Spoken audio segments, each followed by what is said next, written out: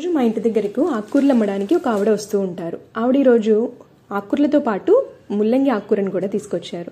అది నాకు వండడం తెలియదంటే రెసిపీ చెప్పి మరీ వెళ్ళారు. ఆవిడ చెప్పినట్టుగానే ట్రై చేశాను. చాలా బాగుంది, చాలా ఆరోగ్యకరమైంది కూడా. ఈసారి మార్కెట్స్లో దొరికితే తప్పకుండా మీరు కూడా ట్రై చేయండి. ఇలా చూపించినట్టుగా చిన్న చిన్న ముల్లంగిలు ఉంటే పక్కన పెట్టుకున్నాను సాంబార్లోకి వేసుకోవడానికి. ఆకుని ఇలా సన్నగా తరిగి పెట్టుకున్నాను.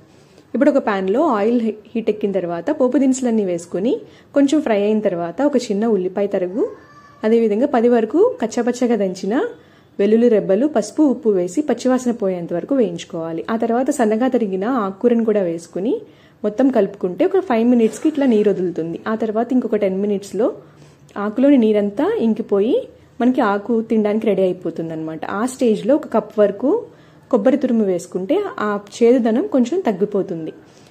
ఈ రెసిపీ తప్పకుండా ట్రై చేయండి. ఎలా కుదిరిందో నాకు కమెంట్ చేయండి. మన ఛానల్ని సబ్స్క్రైబ్ చేసుకోండి.